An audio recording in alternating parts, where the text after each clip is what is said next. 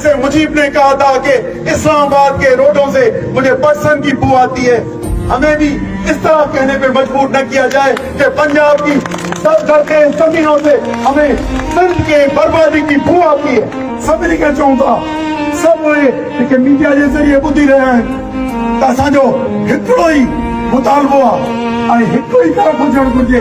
जेकॾहिं सॼी क़ौम हिकु तरफ़ पंहिंजे सिंधु ॾे फोकस कंदी ऐं सिंधु धरती खे सिंधु नदी खे बचाइण जे लाइ जिदोजहद कंदी, इंशाअल्लाह ही बची पवंदी।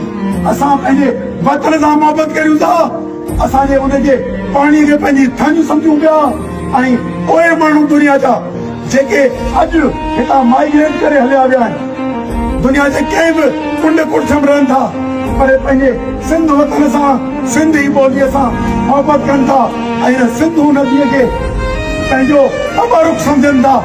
उन्हनि खे सभु कंदासूं। अचो अची सिंधूअ में असांखे बचाइण में मदद करो।